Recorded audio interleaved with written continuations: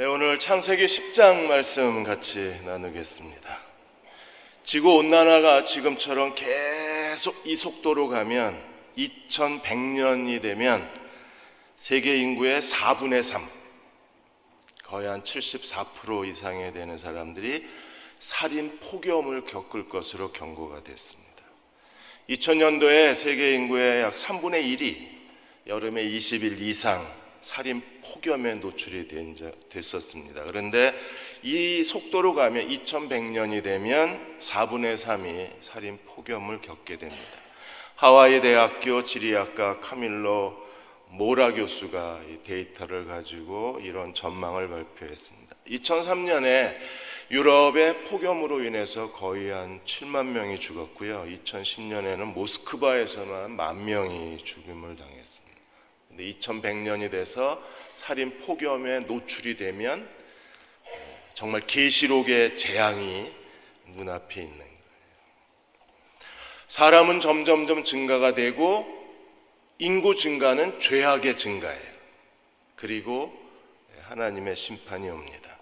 오늘 10장에서 다시 노아의 세 아들로 인하여 인류가 번성을 해요. 그러니까 인류의 번성은 죄악의 번성이고 죄악의 번성은 반드시 심판을 가져옵니다. 그래서 10장에서 인류가 번성하고 11장에서 다시 바벨탑 사건이 일어나게 됩니다. 10장 1절에 노아의 아들 셈과 함과 야벳의 족보는 이러하니라. 노아의 아들 셈과 함과 야벳은 하나님이 그들에게 복을 주셨어요. 그리고 번성하고 충만하라고 하나님이 복을 주셨는데 노아의 세 아들이 한 일은 뭐 별로 없습니다. 그래서 애 낳은 거 외에는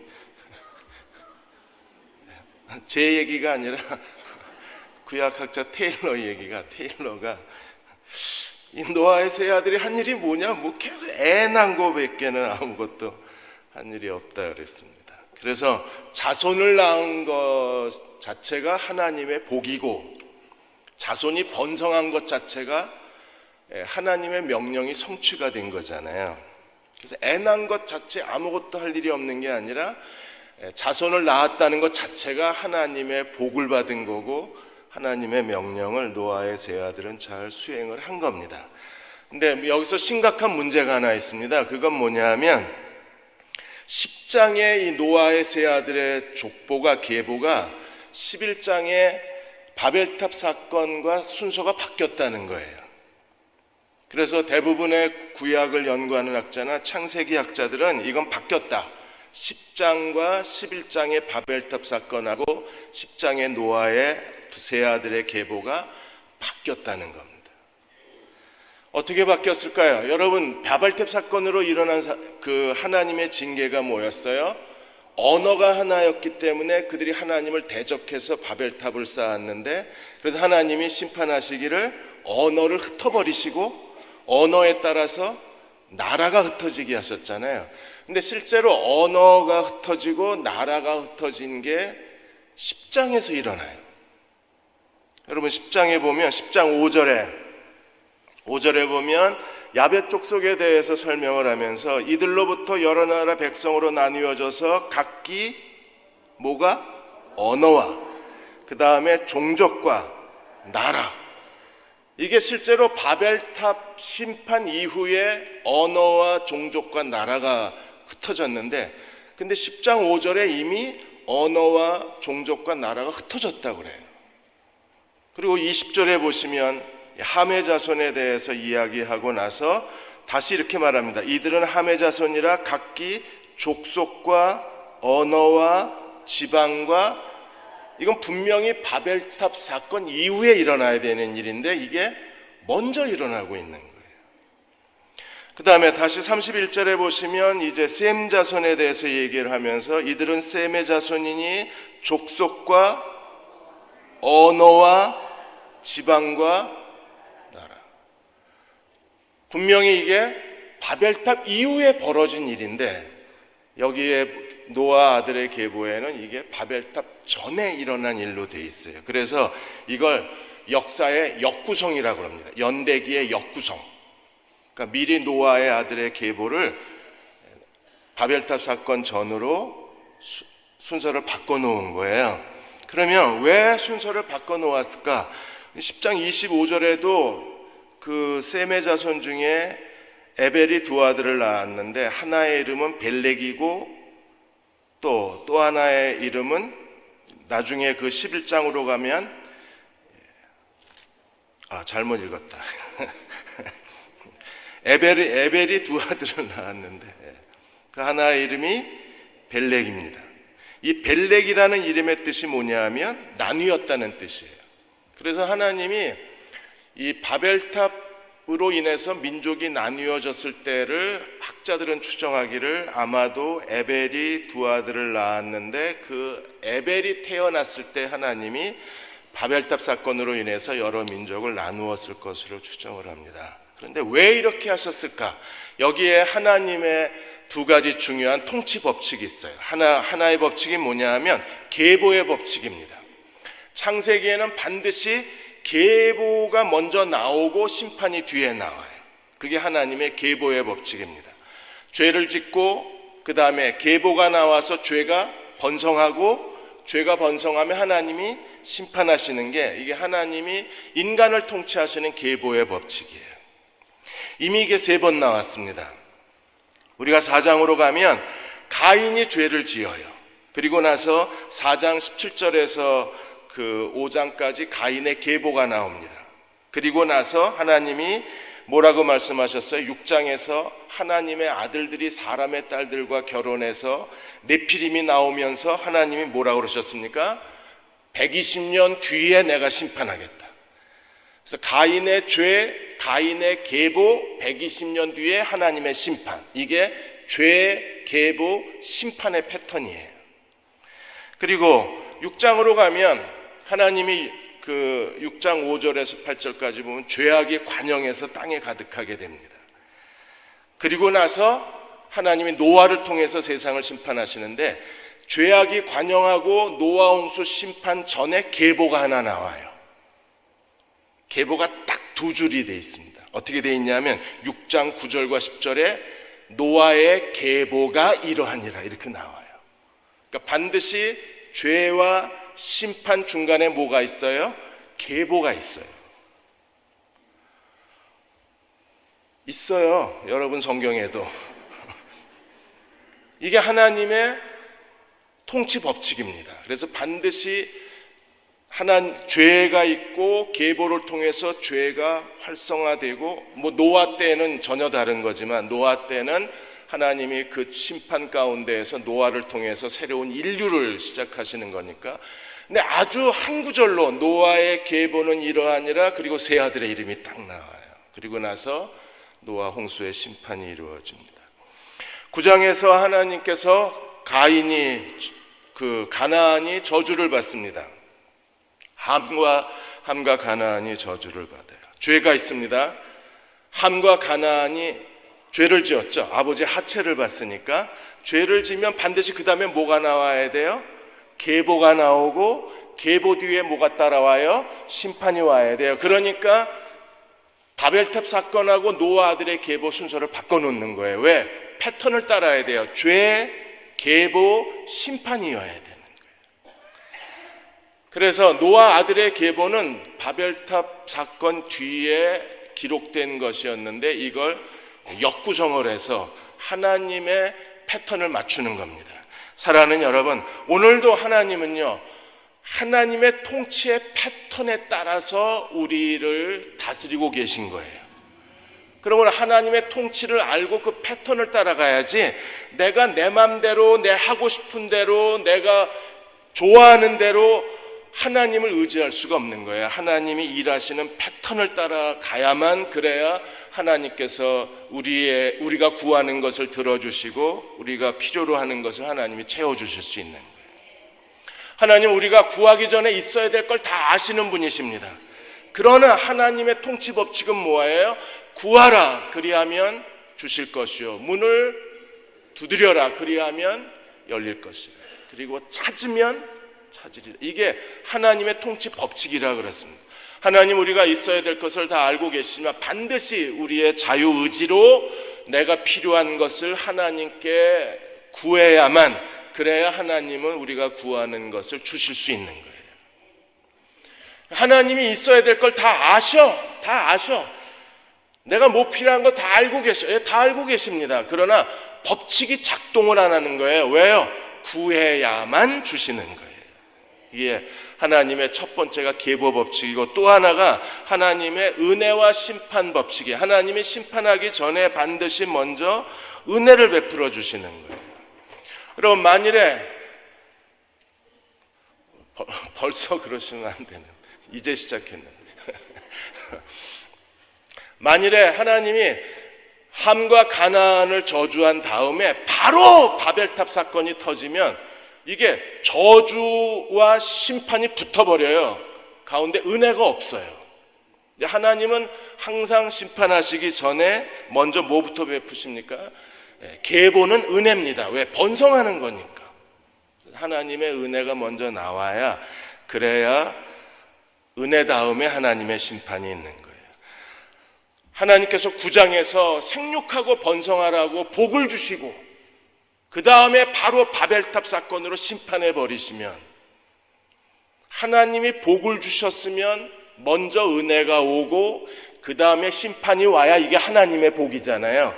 그런데 만일에 하나님이 복을 주시자마자 그냥 하나님께서 박살을 내버리시고 하나님이 다 민족을 다 흩어버리시고 언어를 혼잡하게 만들어서 정말 사람들이 서로 대화가 안 되게 만드는 이런 저주를 하셨다면 하나님의 복이 없어지는 거잖아요. 그러니까 하나님의 복은 반드시 은혜가 있고 그 은혜 다음에 심판이 따라오는 거예요. 하나님께서 어떤 일을 하실 때 반드시 먼저 문제를 찾아야 되는 거예요.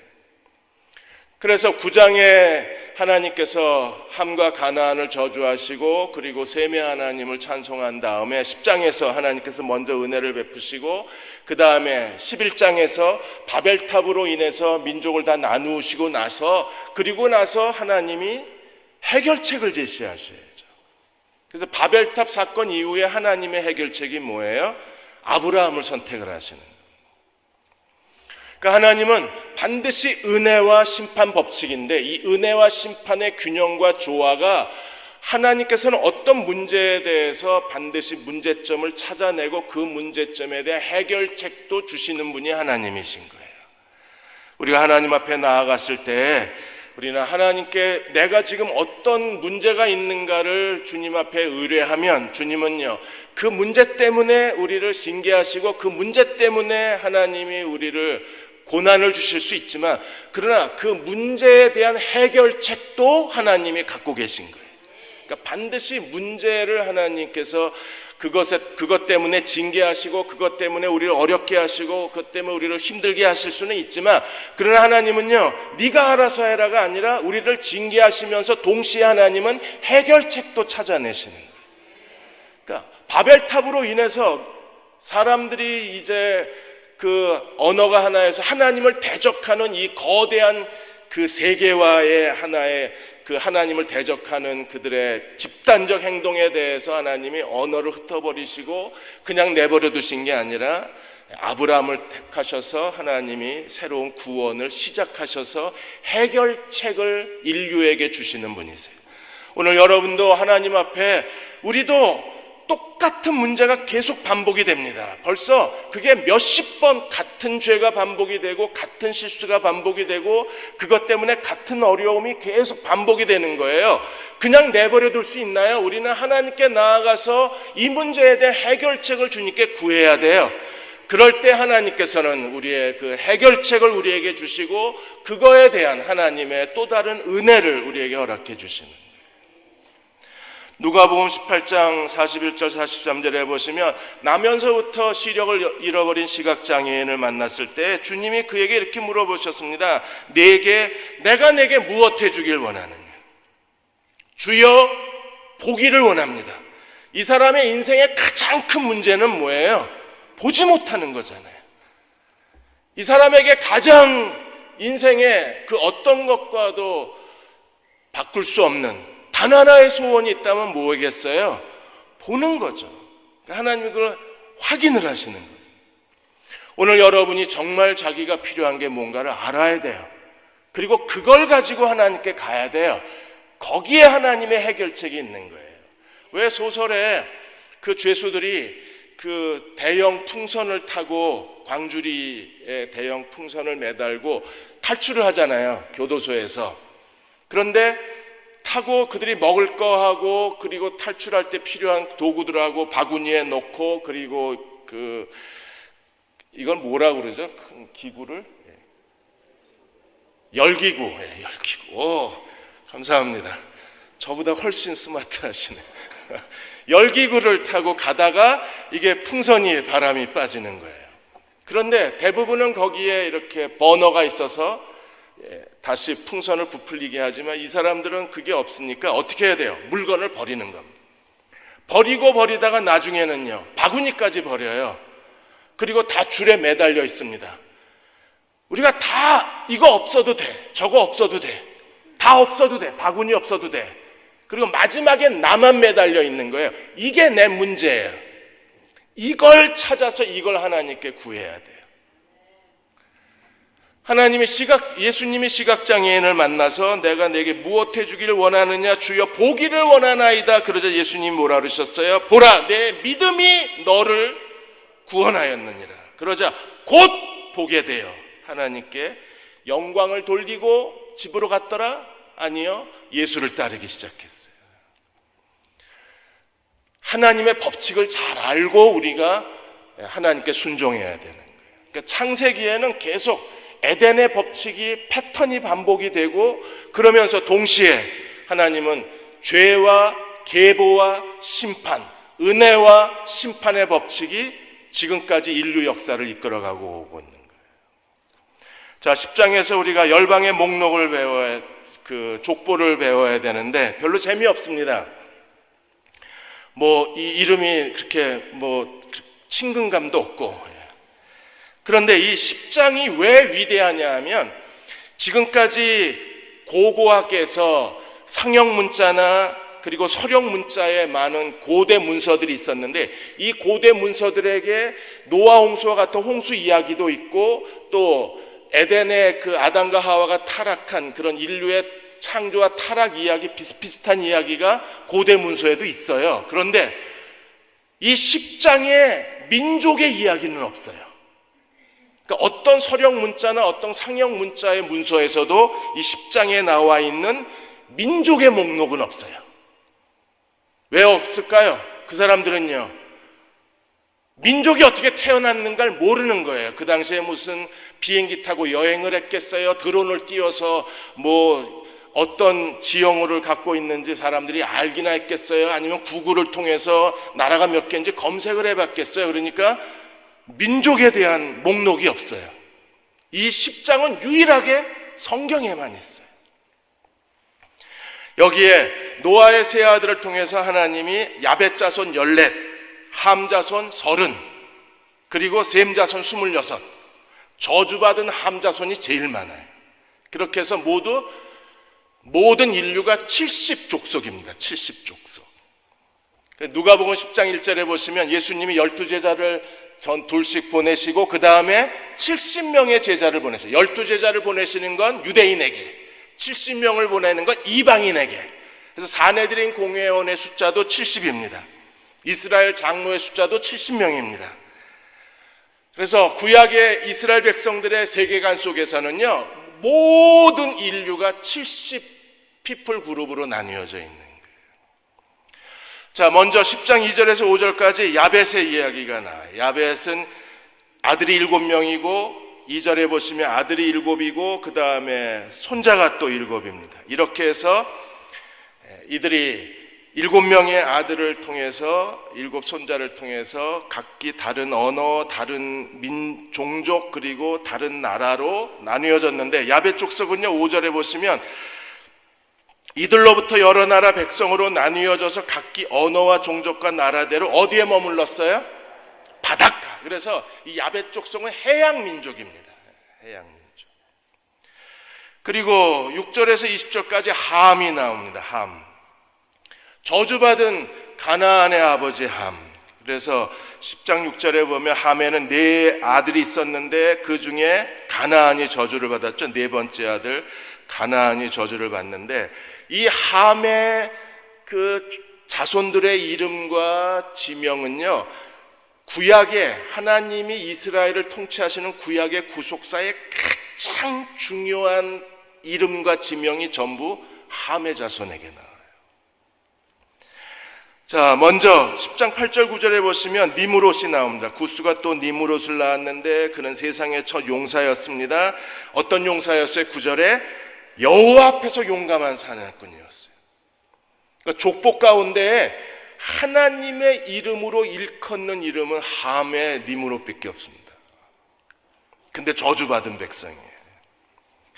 그 다음에 10장 10절에 그 유명한 그의 나라는 시날 땅의 바벨과, 나중에 지금 이사야, 예레미야, 에스겔에 이스라엘 백성이 어디에 포로로 끌려가요? 바벨론에 사찰에 포로를 끌려갑니다.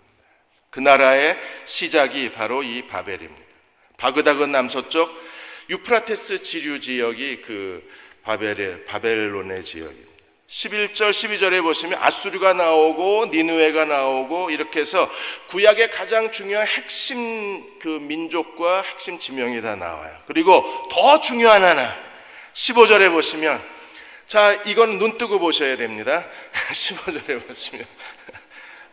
보시면 가나안은 장차 시돈과 헷을 낳고 또 여부스 족속, 아모리 족속, 기르가스 족속, 히위 족속, 알가 족속, 신 족속, 어디서 많이 들었죠? 하나님이 모세에게 가나안 땅을 약속의 땅으로 주면서 가나안 7 족속을 내어 쫓고 그 땅을 정복하라, 내가 너희에게 준 약속의 땅이라 했을 때 그 가나안 7 족속의 이름이 여기 있어요. 여부스, 아모리, 기르가스, 히위, 이런 족속들이에요. 그러니까 이미 10장에서 하나님은요 모든 걸 다 보여주신 거예요. 어떤 걸 보여주셨어요? 하나님이 모세를 통해서 출애굽하시고, 그리고 모세와 여호수아를 통해서 가나안 7 족속을 정복해서 가나안을 정복해서 가나안을 종으로 삼아야 되는 거예요. 그게 이미 명단에 나와 있는 겁니다. 오늘 우리가, 하나님은 이미 모든 일을 다 예정하시고 행하시는 분이세요. 그래서 하나님 말씀을 우리가 충분히 알고 순종하기만 하면 하나님은요 우리를 향한 그분의 뜻과 우리를 향한 그분의 섭리를 모든 걸 다 우리 안에서 이루어 주실 수 있는 하나님이십니다. 이제 마지막은요 21절에서 31절까지 셈 족속의 이름이 나옵니다. 셈은 하나님이 3장 15절에 여인의 자손이 뱀의 자손의 머리를 상하게 하리라, 그 여인의 자손의 계보가 셈의 계보예요. 그래서 셈은 5명의 아들이 있었는데 그 중에 아르박삿이라는 아들에게 집중을 합니다. 아르박삿의 4대 손이 욕단과 벨렉입니다. 아르박삿의 2 아들이 욕단과 벨렉입니다. 근데 10장에서는 욕단의 자손만 나와요. 그래서 여러분 10장 26절에 욕단은 알모닷, 셀렙, 하살마웻, 예라, 이름도 이번에 하나 재미있는 연구 발표 하나 나왔죠. 이름이 이쁘면 얼굴도 이뻐 보인대요. 그래서 이름을 이쁘게 지셔야 돼요.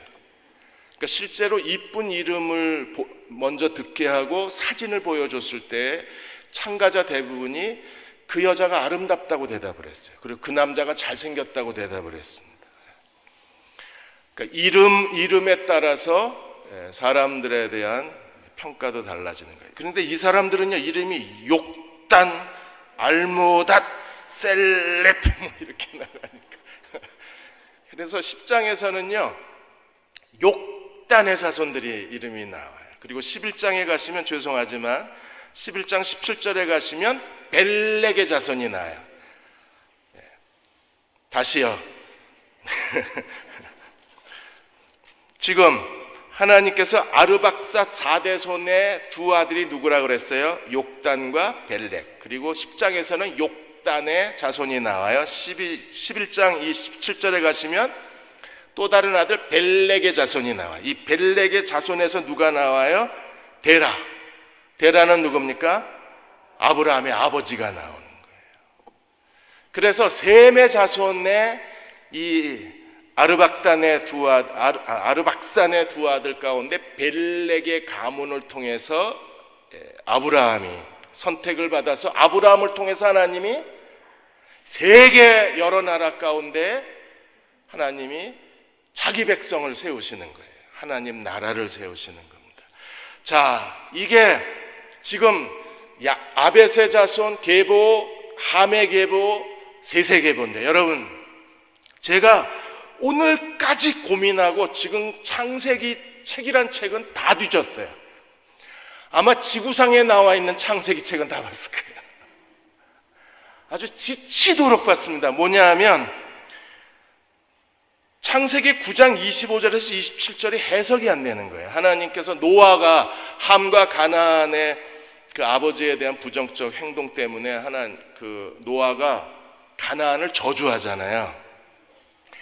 이게 해결이 안 되는 겁니다. 이거하고 10장의 노아의 세 아들의 계보가 연결이 안 되는 거예요. 뭔가 있는데 기도하면 뭐가 있는 게 느껴지는데 암만 해도 해석이 안 돼요. 미친 듯이 다 읽었습니다. 자, 보세요. 오늘 여러분에게 첫 공개하는 겁니다. 처음이자 마지막 공개일지도 몰라요. 제 생애에서. 언제 제가 또 창세기를 강의하겠어요. 자, 25절에 가나안은 9장입니다. 9장 25절에 가나안은 저주를 받아 그 형제의 종들의 종이 되기를 원하노라. 무슨 말입니까? 어떻게 종이 돼요? 정복을 당해야 종이 되는 거예요. 정복을 안 당하면 종이 안 되죠. 그러니까 가나안은 정복당할 운명이에요. 근데 하나님이 뭐라고 그러셨어요? 모세하고 여호수아에게 하나님께서 가나안 땅의 7 족속을 정복하라 그랬어요. 다 멸하라 그랬습니다. 그럼 멸하거나 정복해서 종이 되거나, 그게 가나안의 운명이잖아요. 그리고 26절에 셈의 하나님 여호와를 찬송하리라. 하나님은 왜 셈의 하나님이십니까? 야벳의 하나님 되시면 안 돼요? 함의 하나님이 되시면 안 됩니까? 그런데 10장 계보에는 누가 나왔어요? 니므롯. 그는요 여호와의 용사예요. 여호와의 이름으로 그는 용사로 일컬음을 받은 사람입니다. 그럼 셈의 하나님 여호와는 어디 갔어요? 왜 셈의 하나님 여호와인가? 셈에게서 누가 나와요? 데라. 그래서 제가 아까 그 두 아들 욕단과 벨렉에 주목하자고 한 이유가 벨렉에게서 데라가 나오고 데라에게서 누가 나와요? 아브라함이 나오고, 하나님은요 아브라함과 이삭과 야곱의 하나님이 되셔서, 그래서 400년 애굽에 종살이 하다가 모세와 더불어 출애굽하고 여호수아와 더불어 가나안 땅을 정복해서 그 이스라엘을 통해서 하나님이 누구이신가를, 셈의 하나님, 이스라엘의 하나님을 전 세상에 알리려고 하셨던 게 하나님의 구원이에요. 하나님은 셈의 하나님이에요. 그래서 이스라엘이 실패한 거예요. 왜? 셈의, 이스라엘의 하나님이심을 세상에 알려야 되는 거잖아요. 근데 이스라엘은요 하나님을 버리고 우상 숭배하다가 하나님의 이름을 더럽혔잖아요. 그러니까 하나님이 지금 이번에 에스겔 2하고 다니엘이 합본으로 나옵니다. 다니엘서에 보시면 하나님이 바벨론 땅에서 하나님이 누구이신가를 생중계하고 계세요. 왜? 이스라엘이 실패해서 예루살렘 성전이 다 불타버리고 바벨론 땅에 하나님의 백성들이 노예살이를 하고 포로로 끌려오고 종으로 끌려와 있으니까 하나님이 다니엘을 통해서 하나님이 누구이신가를 하나님이 생중계하고 계십니다.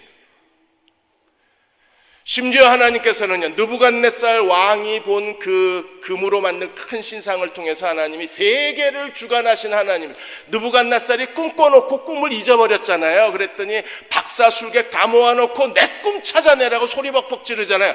아니 자기가 꿈을 어떻게 알아요? 그러니까 바벨론의 모든 박사들이 꿈을 얘기하면 해석해 주겠다 그랬더니 왕이 멱살을 붙잡고 꿈부터 말하라 그러잖아요. 이게 은밀한 일을 누가 할 수 있겠어요? 그래서 다 죽여! 이러는 바람에 다니엘과 세 친구도 다 죽게 생겼잖아요. 그때 다니엘은 뭐라 그랬습니까? 하나님은 은밀한 일을 드러내시는 분이라고. 그래서 친구들하고 같이 가서 기도하고 친구들이 같이 기도했을 때 하나님이 밤에 환상 중에 은밀한 일을 드러내셔서, 그래서 느부갓네살 왕에게 가서 해석하게 하잖아요. 금은 바벨론이요, 느부갓네살 왕이요, 그 다음에 은혜 제국이 나오고 뭐 노세 제국이 나오고 그 다음에 쇠와 진흙의 제국이 나오는데, 하나님은 세계 여러 나라를 세우시고 멸망하시는 주권자이십니다. 이걸 바벨론 왕이 꿈을 꾸고 다니엘을 통해서 듣게 하시는 거예요. 왜? 이스라엘이 실패했어요. 셈의 하나님 여호와를 찬송하게 만들어야 되는데, 이스라엘이 셈의 자손이었던 데라 아브라함을 통해서 하나님이 아브라함과 이삭과 야곱의 하나님이 되셔서 출애굽 통해서 가나안 땅을 정복해서 이 땅에 하나님 나라를 세우시고 이스라엘을 통해서 열방에 하나님을 증거하라고 그랬는데 이스라엘이 안 한 거예요. 오늘의 셈의 하나님은 어디 있어요? 우리가 예수 그리스도를 믿고 구원받아서 예수 그리스도의 몸인 하나님의 새로운 인류, 하나님의 새로운 백성이 된 우리가 세상에 하나님이 누구이신가를 증거해야 돼요.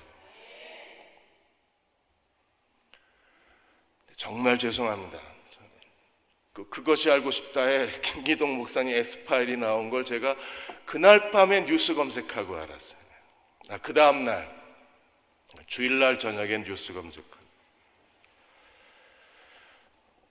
너무 이미 김기동 목사님은 이단으로 낙인 찍히신 분이시긴 한데, 근데 제가 대학생 때 그분이요, 설교를 하시면 1시간 설교를 하시면요 처음부터 끝까지 성경을 줄줄줄줄줄 암송을 해요. 엄청 놀랐습니다. 제가 그 당시에 충격이 컸어요. 그냥 성경을 다 암송을 하는데, 저희가 그때 성경을 펴놓고 있는데 글자 하나 안 틀리고 다 외우는 거예요. 그리고 성경을 막 읽는데 성경 읽는 동안에 막 청년들이, 젊은이들이 막 회개가 일어나서, 그래서 오전 집회하고 오후 집회할 때 중간에 화장실에 가면요, 청년들이 버린 담배곽이 변소 뒤에 이만큼 쌓였었어요. 그 다음에 다 주워갔는지 없어졌지만 하여튼 이만큼 쌓인 그런 일들도 있었어요. 그런데 그렇게 저희도 언제 그렇게 될지 모르는 상황이기 때문에 두렵기만 한 거. 그러니까 하나님이 누구이신가를 세상에 보여줘야 되는데 그렇게 못한 거예요. 그리고 여러분 26절에 셈의 하나님인 여호와를 찬송하리로다. 가나안은 셈의 종이 되고, 이스라엘은 가나안을 7 족속을 정복하거나 멸해야 됐었어요. 그런데 어떻게 됐습니까? 같이 살았어요. 종이 아니라 이웃집이 됐어요. 이웃집이 아니라 나중에는 가나안 족속이 이스라엘을 종으로 삼아요. 종으로 삼지 않으면 종이 되는 게 셈과 가나안의 관계입니다. 그래서 여기에 26절에 가나안은 셈이 종이 되고, 27절 하나님이 야벳을 창대하게, 야벳은 해변 국가라 그랬습니다. 야벳을 창대하게 하셔서 어디로 들어와야 돼요? 얘네들이 셈의 장막으로 들어와야 돼요. 셈의 장막은 어디예요? 아버지 집, 하나님의 집으로 들어와야 돼요. 그거는요, 이 야벳의 모든 야벳의 민족들이 하나님께로 돌아온다는 거예요. 그런데 이 일이 안 일어났어요. 왜요?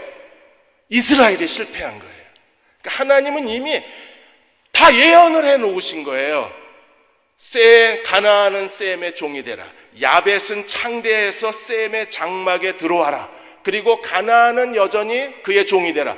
가나안이 야벳의 종이 된다는 것은 어떤 뜻입니까? 셈의 하나님을 야벳이 믿게 될 때 어떤 일이 벌어져요? 그렇게 되면 셈의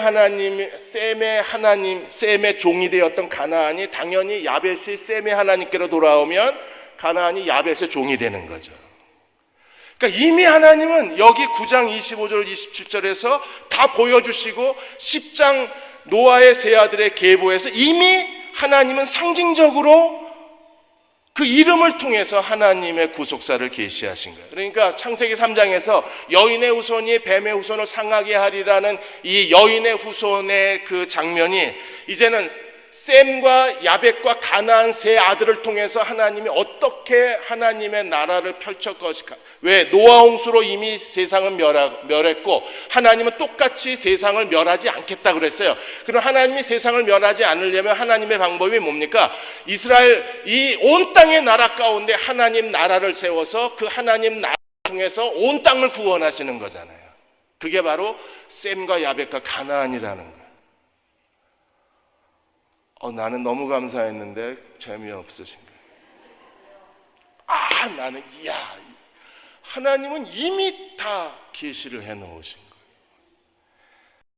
사마가 이렇게 얘기했습니다. 모든 나라와 민족, 미래에 이스라엘의 기업이 될 가나안 땅, 이 가나안 땅을 중심으로 셈과 야벳과 함의 자손이 다 그 땅을 거기에 직결했다는 거예요. 10장에 나와 있는 계보를 연구해 보면 아직까지 해결되지 않은 게, 해석된 게 별로 없고 해석되지 않은 게 많은데, 해석된 것만 봐도 사마가 말한 것처럼 모든 민족의 미래와 모든 민족의 앞날이 결국에 가나안 땅을 중심으로 해서 펼쳐져 간다는 겁니다. 신학자 네이먼은 더 충격적인 얘기를 했습니다. 네이먼은 이스라엘이 가나안 땅을 정복하고 해양 민족 야벳 족속이 가나안 족속의 땅에 들어와서 이스라엘의 종이 되거나 이스라엘과 하나가 될 때 비로소 하나님은 하나님의 뜻을 이루고 있다 그랬어요.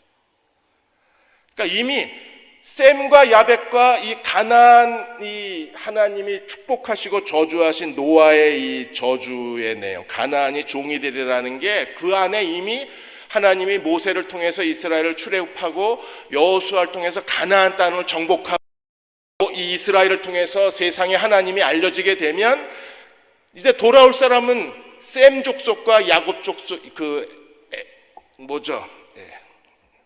야벳 족속이 돌아와서 셈의 장막에 거하기만 하면 하나님 나라가 완성되는 거잖아요. 우리가 하나님이 이 모든 것을 먼저 보여주시고 그리고 이스라엘을 인도해 가시는데 문제는요, 우리가 깨닫지를 못하는 거예요. 하나님은 아예 노아 시대에 셈과 가나안과 야벳이 어떤 일이 일어나서 종이 되리라, 장막에 거하리라, 셈의 하나님이 되리라, 셈의 하나님이 찬송받으리라 다 예언을 해 놓으셨는데 모른 거예요, 이스라엘. 오늘 우리도 마찬가지입니다. 우리가 제대로 알고 주님을 믿어야지. 우리가 제대로 모르면 하나님이 어마어마한 복을 쌓아 놓으셨는데 우리는 그 앞에서 라면만 끓여 먹고 있는 거예요. 계속 라면만 먹으니까 성인병 걸리고. 하나님 엄청난 복을 주셨기 때문에 정말 하나님 말씀을 부지런히 연구해야 돼요. 그러니까 셈과 가나안과 야벳의 이 축복과 저주가 그대로 아브라함과 이삭과 야곱의 하나님으로 다시 재현이 되고 그게 역사적으로 출애굽과 가나안 정복에 나타나는데 결국에 실패한 거예요. 그러니까 하나님이 이스라엘이 실패하니까 하나님이 억울하셔가지고 이사야를 통해서 왜 우상 섬기냐 그러고 또 예레미야를 통해서 하나님이 막 예레미야가 그 구덩이에 갇히면서까지 이스라엘의 우상 숭배 그냥 눈물로 호소하는 거잖아요. 왜? 그 똑같은 말이요 수백 번 반복이 되는 거예요. 수백 번. 그리고 나중에는요 가나 바벨론으로 가. 너희가 이제 바벨론 가야 돼. 바벨론 가라고 그랬는데 또 바벨론 안 가겠다고 뻐둥거리는 겁니다. 가야죠. 왜? 바벨론 가서 하나님이 모든 걸 다 정리하시고 다시 새 출발하셔야 되잖아요. 새 출발. 그래서 에스겔서에서요 하나님이 바벨론 땅에 다 보내놓으시고 하나님도 떠나시잖아요. 성전을. 그리고 싹 정리하는 겁니다. 여러분, 이사 가려면 어떻게 해요? 다른 집에 이사 가려면 먼저 그 빈 집에 가서 그냥 그 먼지 구덩이에 가서 그냥 행복하다고 살아요? 어떻게 해야 돼요? 도배 다 다시 하고 청소 다 다시 하고, 청소도 자기 힘으로 안 되니까 청소 업체 불러다가 막 20만 원씩 주고 해달라고 그러고 20만 원 더 주고 한 번 더 해달라고 그러고, 그리고 들어가잖아요. 한 집에서 살고 싶어서. 그런 것처럼 하나님이 자기 백성을 바벨론 땅에다 옮겨 놓으시고 하나님이 어떻게 하세요? 예루살렘을 싹 치워버리시는 거예요. 그리고 나서 다시 예루살렘을 세우시는 게, 그게 에스겔 후반에 보면 하나님이 에스겔을 데리고 새 성전을 보여주세요.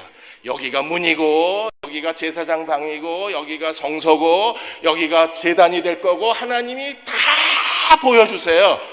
왜 그러셔야 돼요? 새로 시작하려고. 그러니까 바벨론으로 가라 그러면 가야 되는데, 이 인간들이 그냥 안 가고 버티고, 거짓 선지자들은 또 평화를 외쳐대면서 하나님이 바벨론 손에서 우리를 구원해 주실 거라고, 거짓 선지자의 말에 그냥 속아가지고 그 죄악의 구덩이에 그냥 있는 거예요. 떠나야 되는데, 아니 짐을 치워야 청소를 할 거 아니에요. 짐을 안 치우고 있는 거예요. 그러니까 하나님이 너무 답답하니까 하나님이 예레미야 보내시고, 에스겔 보내시고, 다니엘까지 보내시고, 빨리 선지자가 끝나야 될 것 같아. 사는 게 너무 재미가 없어요. 이 이스라엘을 쳐다. 이 이스라엘은 정말 실패했습니다. 왜요? 하나님이 셈의 하나님을 찬송하라, 이걸 만들어야 되는데 안 만드는 거예요. 오늘 우리도 셈의 하나님을 찬송할지어다, 이걸 성취해야 되는데 우리가 못하고 있는 거예요. 김기동 목사도 못했고 우리도 못하고. 누가복음 6장 36절 38절에 너희 아버지의 자비로우신과 같이 너희도 자비로운 자가 되라. 여러분, 우리가 하나님이 자비하신 것 같이 세상에 보여줘야 될 하나님은 어떤 하나님이에요? 자비로운 하나님. 어떻게 하면 우리가 하나님의 자비를 보여줄 수 있을까요? 이게 진짜 어려운 거예요. 이게 안 돼요. 그러니까 영적 생활, 영적 성숙. 오늘 꽃꽂이 주제 진짜 잘하셨어요. 영적 생활, 영적 성숙을 이룬 사람들만 이게 가능해요. 하나님의 자비를 어떻게 보여줄 수 있어요? 37절에 비판하지 말라. 사람을 비판하지 말라. 비판하지 말라. 그리하면 너희가 비판을 받는다. 저는 다른 사람 안 비판하는데 잘하셨어요. 근데 자기를 비판해. 이건 더 무서워요. 끊임없이 자기를 비판합니다. 남한테 왜 그래? 이 소리는 못해요. 착하셔가지고. 근데 자기 자신은 팍팍 긁어. 매일 손톱을 길러가지고 막 긁어. 그만하시죠. 자기 비판하는 것 정말 무섭습니다. 그 다음에 두 번째는요, 정죄하지 말라. 그러면 너희가 정죄를 받잖아. 벌써 이제 얼굴빛이 굳어지기 시작하시는 거예요. 이게 하나님의 자비하심을 나타내라, 그리고 기도 많이 해라, 뭐 이랬으면 이렇게 좋았을 텐데, 우리가 비판하지 말라 하는 순간에 숨이 콱 막히는 거예요. 거기다가 정죄하지 말라, 더 숨이 막혀요. 아내 여러분, 그동안 남편을 정죄하신 거에 대해서 철저히 회개하고 오늘 돌아가시죠. 농담한 거예요. 뭘 그렇게 쳐다보세요. 그 다음에 용서하라. 그리하면, 그러니까 비판하지 말라, 정죄하지 말라, 그 다음에 용서하라, 그 다음에 주라. 이것도 잘 안 됩니다. 주라 그리하면 하나님이 어떻게 하신다고요? 너희에게 줄 것이니 어떻게 주세요? 우리가 다른 사람에게 베풀어주면 하나님 우리에게 후이되어 누르고 흔들어.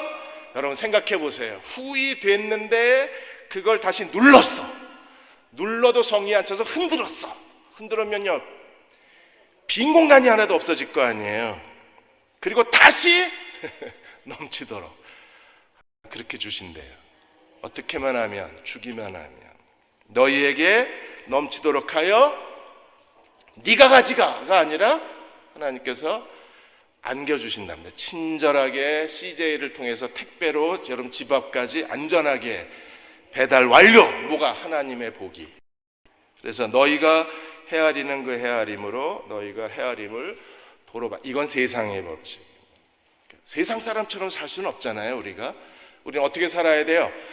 셈의 하나님 여호와를 찬송하라. 그리고 세상의 하나님을 보이고 살아야 돼요.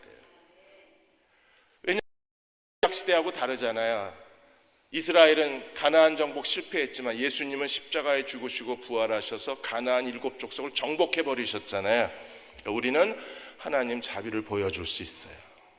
하나님의 자비를 보여주며 사는 저와 여러분 되시기를 주의 이름으로 축원합니다.